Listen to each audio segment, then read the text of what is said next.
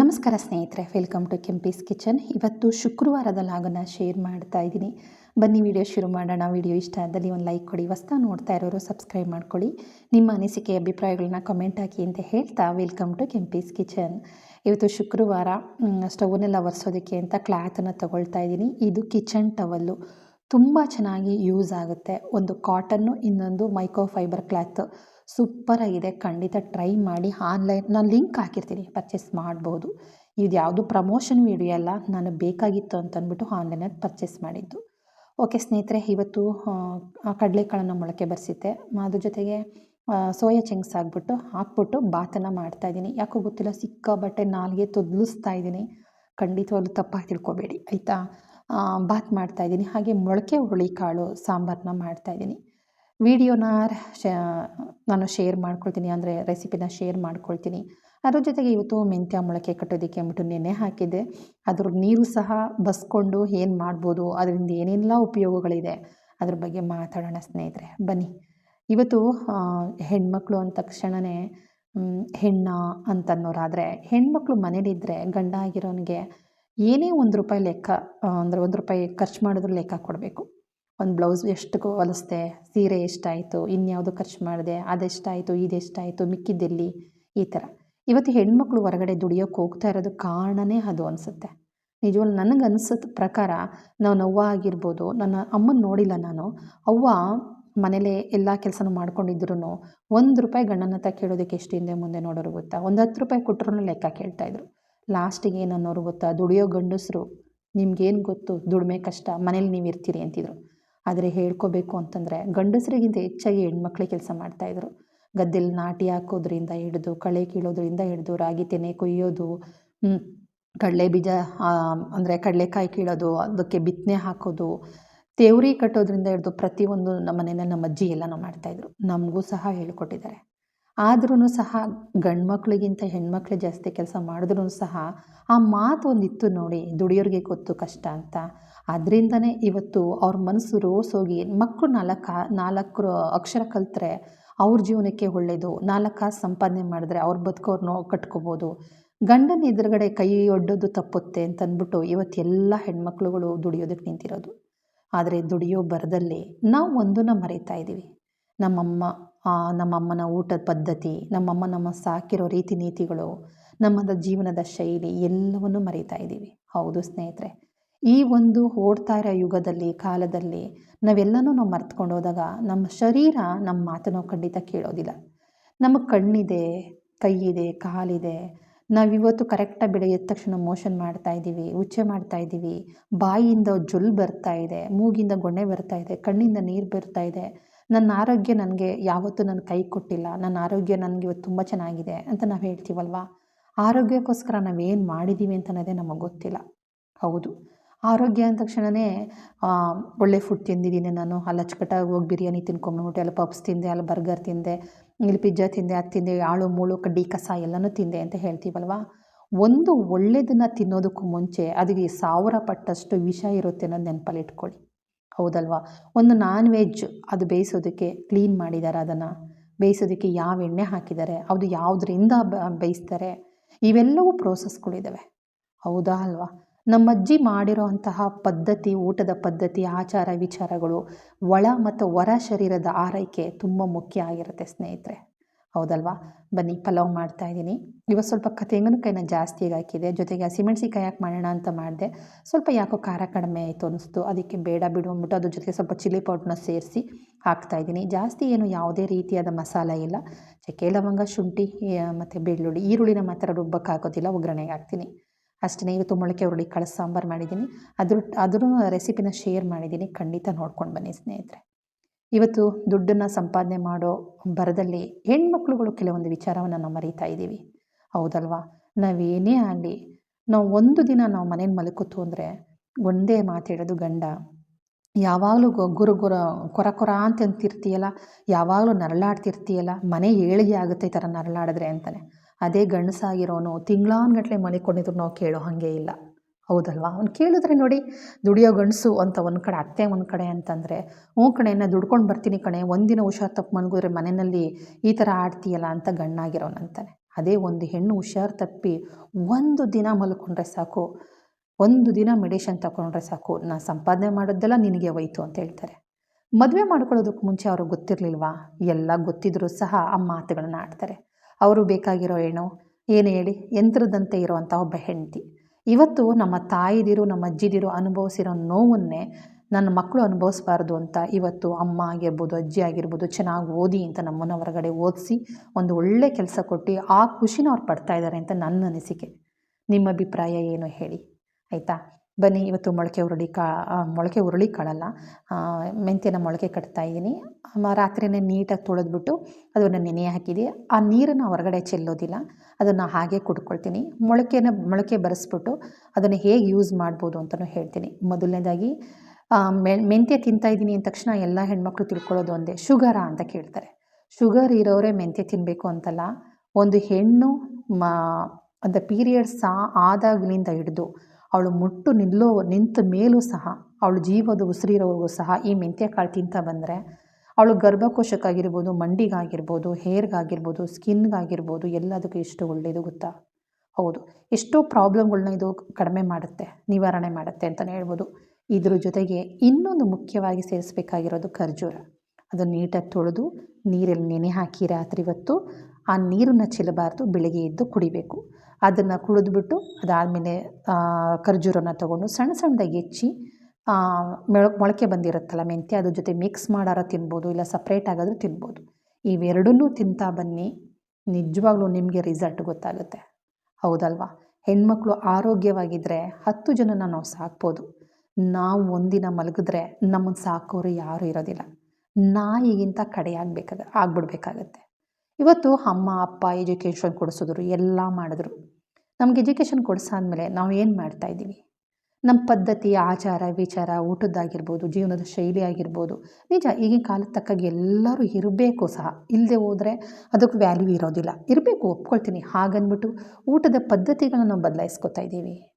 ಹೊರಗಡೆ ಹೋಗಿ ನಿಜವಾಗ್ಲೂ ಲೈಫಲ್ಲಿ ತಪ್ಪು ಮಾಡಬೇಡಿ. ತಪ್ಪನ್ನು ಏನು ಗೊತ್ತಾ? ಶುಗರ್ ತಿನ್ನೋದನ್ನು ಫಸ್ಟ್ ನಿಲ್ಲಿಸಿ. 2ನೇದು ಮೈದಾ ಅಂತೂ ಹತ್ರನೇ ಸೇರಿಸ್ಕೊಬೇಡಿ. 3ನೇದು ಎಷ್ಟು ಸಾಧ್ಯ ಆಗುತ್ತೋ ಅಷ್ಟು ಉಪ್ಪನ್ನು ಕಡಿಮೆ ಮಾಡಿ. ನಿಜವಾಗ್ಲೂ ಹೇಳ್ತೀನಲ್ಲ, ಎಷ್ಟು ಸಾಧ್ಯ ಆಗುತ್ತೋ ಅಷ್ಟು ಉಪ್ಪನ್ನು ಕಡಿಮೆ ಮಾಡಿ. ಇದು ಬೆಲ್ಲ ತಿನ್ಬೋದಾ, ಶುಗರ್ ತಿಂದಿದ್ರೆ ಪರವಾಗಿಲ್ಲ ಬೆಲ್ಲ ತಿನ್ಬೋದಾ ಅಂತ, ಬೆಲ್ಲ ಅಚ್ಚುಕಟ್ಟಾಗಿ ಕರೆಕ್ಟಾಗಿ ಗಾಣದಿಂದನೇ ತೆಗೆದು ಯಾವ ಕೆಮಿಕಲ್ ಹಾಕ್ತೆ ಮಾಡಿರ್ತಾರೆ ಅಂತ ಏನು ಗ್ಯಾರಂಟಿ? ನಮ್ಮ ಕಣ್ಣೆದುರುಗಡೆ ಏನಾರು ಮಾಡಿಕೊಟ್ಟಿರ್ತಾರೆ, ಅದಕ್ಕೂ 108 ಕೆಮಿಕಲ್ ಹಾಕ್ತಾರೆ ಆ ಬಣ್ಣ ಬರೋದಕ್ಕೋಸ್ಕರ. ಅದನ್ನು ನಾನು ನಂಬೋದಿಲ್ಲ. ಹೌದಲ್ವ? ಇಷ್ಟನ್ನು ನಾವು ಕಂಟ್ರೋಲ್ ಅವಶ್ಯಕತೆ ಇದ್ದ ತಿನ್ನೋಣ. ಆದರೆ ಸಾಧ್ಯವಾದಷ್ಟು ನಮ್ಮ ಆರೋಗ್ಯವನ್ನು ನಾವು ಕಾಪಾಡ್ಕೋಬೇಕು. ಇವತ್ತು ನಮ್ಮ ಆರೋಗ್ಯ ನಾವು ಕರೆಕ್ಟಾಗಿದೆ, ನಾವು ಕರೆಕ್ಟಾಗಿ ಬೆಳಿಗ್ಗೆ ಎದ್ದ ತಕ್ಷಣ ನಮ್ಮ ಎಲ್ಲ ಕೆಲಸಗಳು ಆಗ್ತಾ ಇದೆ ಅಲ್ವಾ? ಆ ಶರೀರ ಕೇಳೋದೇ ಒಂದೇ, ನಾನು ಇಷ್ಟೆಲ್ಲ ಮಾಡ್ತಾಯಿದ್ದೀನಲ್ಲ, ನನಗೋಸ್ಕರ ಏನು ಮಾಡ್ತಿದೀಯ ನೀನು? ಬೇಡವಾಗಿರೋದೆಲ್ಲ ತುಂಬಿಸ್ತೀಯ, ನಾನು ಜೀರ್ಣ ಮಾಡಿ ಬೆಳಿಗ್ಗೆ ಎದ್ದ ತಕ್ಷಣ ಹೊರಗಡೆ ಕಳಿಸ್ತೀನಿ. ಎಲ್ಲವನ್ನು ನೀನು ತಿಂದದ್ದು ಉಂಡದ್ದು ಎಲ್ಲನೂ ಹೊರಗಡೆ ಕಳಿಸ್ತೀನಿ. ಅದು ನನಗೋಸ್ಕರ ನೀನು ಮಾಡಿರೋದೇನು? ಒಂದು ವ್ಯಾಯಾಮ ಮಾಡ್ತೀಯಾ, ಒಂದು ಪ್ರಾಣಾಯಾಮ ಮಾಡ್ತೀಯಾ, ಒಂದು ಯೋಗ ಮಾಡ್ತೀಯಾ, ಒಂದು ವಾಕಿಂಗು, ಒಂದು ಜಾಗಿಂಗ್, ಏನಾದರೂ ಒಂದು ಮಾಡ್ತೀಯಾ? ಏನೂ ಮಾಡಲ್ಲ. ಹೊರಗಡೆ ಫುಡ್ ತಿನ್ನು, ತೊಗೊಂಡ್ಬಂದು ನನ್ನ ಮೇಲೆ ಹಾಕು, ನನ್ನ ಶರೀರ ದಪ್ಪ ಆಯಿತು, ನನಗೆ ಹಂಗಾಯಿತು, ನನಗೆ ಹಿಂಗಾಯಿತು ಅಂತ ಬೈಕೊಳ್ಳೋದಿಲ್ವ? ಅದು ನಮ್ಮ ಅಮ್ಮ ಮಾಡಿರೋ ಆಚಾರ ವಿಚಾರಗಳನ್ನ ಗಮನಿಸಿ. ಎಷ್ಟೋ ಜನ ಹೆಣ್ಮಕ್ಳು ಹೇಳ್ತಾರೆ ತಲೆಗೆ ಎಣ್ಣೆನೇ ಹಾಕಬೇಡಿ ಅಂತ. ಇನ್ನು ಕೆಲವರು ಹೇಳ್ತಾರೆ ಎಣ್ಣೆ ಚೆನ್ನಾಗಿ ಹಾಕಿ ಕೂದಲು ಬರುತ್ತೆ ಅಂತ. ಎಣ್ಣೆ ಹಾಕೋದು ಬಿಡೋದು ನೆಕ್ಸ್ಟು. ನಾನು ಹೇಳೋದಿಷ್ಟೇ, ಅಮ್ಮ ಏನು ಮಾಡ್ತಾಯಿದ್ರು? ಮಕ್ಕಳಿಗೆ ಎಣ್ಣೆ ಹಾಕಿ ಬಿಸಿ, ಇಲ್ಲಾಂದರೆ ಅದಕ್ಕೆ ಸ್ವಲ್ಪ ಬೆಳ್ಳುಳ್ಳಿ ಬೇಳೆ ಹಾಕಿ ಅದನ್ನು ಕುದಿಸಿ ಡಬಲ್ ಬಾಯ್ಲ್ ಮಾಡಿ ಅದನ್ನು ತಲೆಗೆ ಎಣ್ಣೆ ಹಾಕ್ತಾಯಿದ್ರು. ಮೈಗೆಲ್ಲ ಎಣ್ಣೆ ಮಸಾಜ್ ಮಾಡ್ತಾಯಿದ್ರು. ಹೌದಲ್ವಾ? ಅಟ್ಲೀಸ್ಟ್ ವಾರಕ್ಕೊಂದ್ಸಲನಾದ್ರು ತಲೆಗೆ ಎಣ್ಣೆ ಹಾಕ್ಸ್ತಾಯಿದ್ರು. ಹೌದಲ್ವಾ? ಕೆಲವ್ರಿಗೆ ತಲೆನೋವು ಬರುತ್ತೆ. ಇನ್ನೂ ಒಂದಿದೆ, ತಲೆಗೆ ಎಣ್ಣೆ ಹಾಕಿದ ತಕ್ಷಣ ತಲೆನೋವು ಬರುತ್ತೆ, ಕಿವಿ ಗುಯಿಂಗುಡುತ್ತೆ, ಶೀತ ಆಗುತ್ತೆ, ಗಂಟ್ಲು ಕಟ್ಕೊಳ್ಳುತ್ತೆ. ಯಾವ ಎಣ್ಣೆ ಹಾಕಿದ್ರೆ ಬರುತ್ತೆ ಅದನ್ನು ಗಮನ ಕೊಡಿ. ಯಾವುದೋ ಒಂದು ಎಣ್ಣೆ ಹಾಕ್ಬಿಟ್ಟೆ ನಾನು, ಯಾವುದೋ ಒಂದು ಹಾಕ್ತೇನೆ, ಅದು ಸರಿ ಇಲ್ಲ, ಅದನ್ನು ಬಿಟ್ಟಾಕ್ಬಿಟ್ಟೆ ಅಂತ ಅನ್ನೋದಲ್ಲ. ಯಾವ ಎಣ್ಣೆ ಹಾಕಿದ್ರೆ ನಮಗೆ ಶೀತ ಆಗುತ್ತೆ ಅನ್ನೋದು ಗಮನದಲ್ಲಿ ಇಟ್ಕೊಂಡು ಮಾಡಿ. ಕೆಲವರಿಗೆ ಹರಳೆಣ್ಣೆ ಹಾಕಿದ್ರೆ ಶೀತ ಆಗುತ್ತೆ. ಹೌದಲ್ವಾ? ಯಾವ ಎಣ್ಣೆ ಹಾಕಿದ್ರೆ ಶೀತ ಆಗುತ್ತೆ ಅದು ಗಮನ ಕೊಟ್ಟು ನೋಡ್ಕೊಳ್ಳಿ. ನಾನು ಅಷ್ಟೇ ಹೇಳೋದು. ನಮ್ಮ ತಾಯಂದಿರು ಮಾಡಿರೋ ಆಚಾರ ವಿಚಾರಗಳನ್ನ ಯಾವುದೇ ಕಾರಣಕ್ಕೂ ಬಿಡಕ್ಕೆ ಹೋಗಬೇಡಿ. ಮುಪ್ಪನ್ನು ಯಾರ ಕೈಲೂ ನಿಲ್ಲಿಸೋದಕ್ಕಾಗೋದಿಲ್ಲ. ಹೌದಲ್ವಾ? ಅದನ್ನು ಯಾರ ಕೈಲಿ ತಡೆಯೋಕ್ಕೂ ಆಗೋದಿಲ್ಲ. ಆದರೆ ಮುಪ್ಪು ಬರುತ್ತೆ ಅಂತಂದ್ಬಿಟ್ಟು ನಮ್ಮ ಜೀವನದ ಶೈಲಿನ ಬದಲಾಯಿಸ್ಕೊಳ್ಳೋದು ಎಷ್ಟರ ಮಟ್ಟ ಸರಿ? 60 ವರ್ಷಕ್ಕೆ ಮುಪ್ಪು ಬರಬೇಕಾಗಿರೋದು ಇವತ್ತು 40 ವರ್ಷಕ್ಕೆ ಮುಪ್ಪು ಮಾಡ್ಕೊಂಡಿದ್ದೀವಿ ನಾವು. ನಮ್ಮ ಲೈಫನ್ನು ಜೀವನದ ಶೈಲಿ ಆಗಿದೆ. ಹೆಣ್ಣಿಗೆ ಹೇಳೋದು ನಾನಿಷ್ಟೇ, ಹೆಣ್ಣಿಗೊಂದು ಕಿವಿ ಮಾತು, ನಮ್ಮ ಆರೋಗ್ಯ, ನಮ್ಮ ಸೌಂದರ್ಯ ನಾವು ಎಷ್ಟು ಚೆನ್ನಾಗಿ ನೋಡ್ಕೋತೀವೋ ನಮ್ಮನ್ನು ಅದು ಅಷ್ಟು ಕೊನೆಯವರೆಗೂ ನಮ್ಮನ್ನು ಕಾಪಾಡುತ್ತೆ ಅಂತಲೇ ಹೇಳ್ಬೋದು. ಅಮ್ಮಂದಿರು ಅವತ್ತೊಂದು ದಿವಸದಲ್ಲಿ ಪುಟ್ಟ ಪುಟ್ಟ ಮಕ್ಕಳಿಗೆ ಆ ತಾಯಿ ಎದೆ ಹಾಲನ್ನು 1-2 ಹನಿ ಹಾಕ್ಕೊಂಡು ಅಂಗೈಗೆ, ಮತ್ತು 1-2 ಹನಿ ಇದನ್ನು ಹರಳೆಣ್ಣೆನ ಹಾಕ್ಕೊಂಡು ಎರಡನ್ನೂ ಚೆನ್ನಾಗಿ ಮಸ್ತು ತುಪ್ಪದ ಥರ ಆಯ್ತಿತ್ತು. ಅಂಗೈಗೆ ಹಾಕಿ ಚೆನ್ನಾಗಿ ಉಜ್ಜೋರೋದು ತುಪ್ಪದ ಥರ ಆಯ್ತಿತ್ತು. ಸ್ನಾನ ಮಾಡ್ಸೋಕ್ಕೂ ಮುಂಚೆ ಪುಟ್ಟ ಮಕ್ಕಳಿಗೆ ಕಿವಿಗೆ, ಮೂಗಿಗೆ, ಕಣ್ಣಿಗೆಲ್ಲನೂ ಹಾಕಿ ಮೈಯೆಲ್ಲ ಎಣ್ಣೆ ಮಸಾಜ್ ಮಾಡಿ ಸ್ವಲ್ಪ ಹೊತ್ತು ಬಿಸಿಲಲ್ಲಿ ಮಗುನ ಆಟ ಆಡಿಸಿ ಆಮೇಲೆ ಸ್ನಾನ ಮಾಡಿಸಿ ಮಲಗಿಸ್ತಾಯಿದ್ರು. ಹೌದಲ್ವಾ? ಅವ್ರ ಬುದ್ಧಿ ಇಲ್ಲದವ್ರು ಹಾಗಾದರೆ ಯೋಚನೆ ಮಾಡಿ. ಅವರು ಬುದ್ಧಿವಂತರೆ. ಇವತ್ತು ಡಾಕ್ಟ್ರ್ ಕೇಳಿದ್ರೆ ಎಣ್ಣೆನೇ ಹಚ್ಚಬೇಡಿ ಮೈಗೆ ಅಂತ ಹೇಳ್ತಾರೆ. ಹೌದಲ್ವ? ಒಬ್ರಿಗೆ ಎಣ್ಣೆ ಹಚ್ಚಿ ಅಂತ ಹೇಳ್ತಾರೆ. ಈ ನೋಡ್ತಾ ಇರೋದ್ರಿಂದ ಹೆಣ್ಮಕ್ಳಿಗೆ ದ್ವಂದ್ವ. ಚೆನ್ನಾಗಿ ಎಣ್ಣೆ ಹಚ್ಚಿ ತಲೆಗೆ ಮಸಾಜ್ ಮಾಡೋದ್ರಿಂದ ತಲೆ ಕೂದಲು ಕವುಟ್ಲು ಹೊಡೆಯೋದು ತಪ್ಪುತ್ತೆ. ಸಣ್ಣಕ್ಕಿರೋ ಕೂದಲು ಸಹ ದಷ್ಟಪುಷ್ಟವಾಗುತ್ತೆ. ತಲೆ ಕಡ್ತ ಬರೋದು ತಪ್ಪುತ್ತೆ. ಡ್ರೈ ಹೇರ್ ಅಂತ ಹೇಳ್ತೀವಲ್ಲ ಅದು ತಪ್ಪಿಸ್ಬೋದು. ಕಿವಿನಲ್ಲಿ ಗುಗ್ಗೆ ಆಗುತ್ತೆ ಗೊತ್ತಾ? ಕಲ್ಲು ಥರ ಆಗುತ್ತೆ ಗುಗ್ಗೆ, ಕಿವಿ ನೋವು ಬರುತ್ತೆ. ಅದಕ್ಕೂ ಕಾರಣ ತಲೆಗೆ ಎಣ್ಣೆ ಹಾಕ್ತಾಯಿದ್ರೆ ಬರೋದು. ಉಷ್ಣ ಜಾಸ್ತಿ ಆಗುತ್ತೆ. ಉಚ್ಚೆ ಮಾಡಬೇಕಾದ್ರೆ ಸಿಕ್ಕಾಬಿಟ್ಟು ಉರಿ ಬರುತ್ತೆ, ಕಣ್ಣು ಉರಿ ಬರುತ್ತೆ, ಮೂಗಲ್ಲಿ ಡ್ರೈ ಆಗುತ್ತೆ ಎಣ್ಣೆ ಹಾಕಲಿಲ್ಲ ಅಂದರೆ. ಮೂಗಲ್ಲೂ ಸಹ ಕೆಲವೊಂದು ಸಲ ರಕ್ತ ಬರೋ ಚಾನ್ಸಸ್ ಇರುತ್ತೆ. ಉಸಿರಾಡ್ತಾಯಿದ್ರೆ ಮೂಗಲ್ಲಿ ಉರಿ ಶುರುವಾಗುತ್ತೆ. ಅರ್ಥ ಆಯ್ತಾ? ಜೊತೆಗೆ ಕಣ್ಣಿನ ಗಿಜರೆ ಬರುತ್ತೆ ಗೊತ್ತಾ? ಕಣ್ಣಿನ ಗಿಜರೆ, ಮೂಗಲ್ಲಿ ಮುಸುರೆ ಕಟ್ಟುತ್ತೆ ಗೊತ್ತಾ? ಅದಕ್ಕೂ ಸಹ ಕಾರಣ ಎಣ್ಣೆ ಜಿಡ್ಡು. ಆ ಎಣ್ಣೆ ಜಿಡ್ಡು ಇಲ್ಲ ಅಂತಂದರೆ ಆ ಮೂಗಿನ ಮುಸುರೆ ಸಹ ಒಣಕೊಂಡು ಡ್ರೈ ಆಗಿ ಅದು ಕ್ಲೀನ್ ಮಾಡಬೇಕಾದ್ರೆ ಬ್ಲಡ್ ಸಮೇತ ಬರುತ್ತೆ ಕೆಲವೊಂದು ಸಲ. ಹಾಗಾಗಿ ಹೇಳೋದು, ಹಿರೀಕರು ನಮ್ಮ ತಾಯಂದಿರು ಊಟ ಮಾಡೋ, ಅಡುಗೆ ಮಾಡೋ ಪದ್ಧತಿಗಳಾಗಿರ್ಬೋದು, ಆಚಾರ ವಿಚಾರಗಳನ್ನು ಸಾಧ್ಯವಾದಷ್ಟು ಪಾಲನೆ ಮಾಡಿದ್ರೆ ಖಂಡಿತವಾಗ್ಲೂ ನಮ್ಮ ಆರೋಗ್ಯನ ನಾವು ಕಾಪಾಡ್ಕೊಬರ್ಬೋದು. ಹೋಟೆಲಲ್ಲಿ ಏನು ನಾವು ಅದು ಎಲ್ದಿ ತಿಂದ್ಬಿಟ್ಟೆಪ್ಪ ಇವತ್ತು ಒಳ್ಳೆ ತರಕಾರಿ ತಿಂದೆ, ಚೆನ್ನಾಗಿ ಅಡುಗೆ ಮಾಡಿರೋ ಊಟ ಮಾಡಿದೆ, ಅದಲ್ಲ. ತಿನ್ನೋದು ಒಂದು ತುತ್ತು ಅನ್ನ ಆದ್ರೂ ನಮ್ಮ ಕೈಯಾರ ನಾವೇ ಮಾಡ್ಕೊಂಡು ಊಟ ಮಾಡಬೇಕು. ಅವತ್ತು ಮಡಿಕೆನಲ್ಲಿ ಮಾಡ್ತಾಯಿದ್ರು, ನಾನು ಮಡಿಕೆಲಿ ಮಾಡಿ ಅಂತ ಹೇಳಲ್ಲ. ಒಲೆಯಲ್ಲಿ ಅಡುಗೆ ಮಾಡ್ತಾಯಿದ್ರು, ಒಲೆಯಲ್ಲಿ ಮಾಡಿ ಅಂತಲೂ ಹೇಳಲ್ಲ. ಕುಕ್ಕರಲ್ಲೇ ಮಾಡಿ ಸ್ವಂತ ನಿಮ್ಮ ಕೈಯಾರ ನೀವು ಅಡುಗೆ ಮಾಡ್ಕೊ ಊಟ ಮಾಡಿ. ಹೋಗಿ ವಾರಕ್ಕೊಂದ್ಸಲ ಹೋಗಿ ಹೋಟ್ಲಲ್ಲಿ ಕೂತ್ಕೊಂಡು ತಿನ್ನಿ ಮಾಡಿ. ಆದರೆ ನಮ್ಮ ಆರೋಗ್ಯ ಹಾಳು ಮಾಡ್ಕೊಳ್ಳೋ ಅಷ್ಟು ಆರೋಗ್ಯದ ತಿನ್ನೋದನ್ನು ಜಾಸ್ತಿ ಮಾಡೋಕ್ಕೆ ಹೋಗಬೇಡಿ. ಎಷ್ಟು ಸಾಧ್ಯ ಆಗುತ್ತೋ ಅಷ್ಟು ಹೊರಗಡೆ ಫುಡ್ಡನ್ನು ಕಡಿಮೆ ಮಾಡಿ ಅಂತಲೇ ಹೇಳ್ತೀನಿ. ಯಾಕೆಂದರೆ ಹೆಣ್ಮಕ್ಳಿದ್ರೇ ಮನೆ, ಹೆಣ್ಮಕ್ಳಿದ್ರೇ ಸಂಸಾರ, ಹೆಣ್ಮಕ್ಳಿದ್ರೇ ಮಕ್ಕಳು. ಅವಳು ಮಗಳಾಗಿರಲಿ ಹೆಣ್ಮಕ್ಳಿದ್ರೇ, ಇಲ್ಲ ಅಂದರೆ ಇಲ್ಲ. ಹಾಗಾದರೆ ಗಂಡು ಏನೂ ಅಲ್ವಾ? ಗಂಡು ಇದ್ದಾರೆ, ಇಲ್ಲ ಅಂತ ನಾನು ಹೇಳ್ತಾ ಇಲ್ಲ. ಆದರೆ ಏನೇ ಆದರೂ ಹೆಣ್ಣು ಹೆಗ್ಲು ಕೊಡ್ತಾಳೆ, ಗಂಡು ಮಕ್ಕಳು ಹಾಗಲ್ಲ. ಅವಳು ಹುಷಾರಿಲ್ವಾ, ನರಳಾಡ್ತಾ ಇದ್ದಾಳ, ನೋಡೋಷ್ಟು ನೋಡ್ತಾರೆ. ಆಮೇಲೆ ದಿನ ಬೆಳಗಾದ್ರೂ ಬೈಗಳಗಳಿರುತ್ತೆ. ಲಾಸ್ಟಿಗೆ ಇನ್ಯಾವಳನ್ನ ಮದುವೆ ಮಾಡಿಕೊಂಡು ಅಚ್ಚುಕಟ್ಟಾಗಿ ಲೈಫಲ್ಲಿ ಸೆಟ್ಲ್ ಆಗ್ತಾರೆ. ಹಾಗಾಗಿ ದುಡ್ಡನ್ನು ಖರ್ಚು ಮಾಡೋ ಬರದಲ್ಲಿ ದುಡ್ಕೋಕ್ಕೆ ಹೋಗಬೇಡಿ. ನಮ್ಮ ಊಟದ ಪದ್ಧತಿಗಳನ್ನ ಬಿಡೋಕ್ಕೆ ಹೋಗಬೇಡಿ. ಶರೀರ ನಮಗೆಲ್ಲವನ್ನು ಗಿಫ್ಟಾಗಿ ಕೊಡ್ತಾ ಇದೆ. ಈ ಪ್ರಕೃತಿ ನಮಗೆಲ್ಲವನ್ನು ಗಿಫ್ಟಾಗಿ ಕೊಡ್ತಾ ಇದೆ.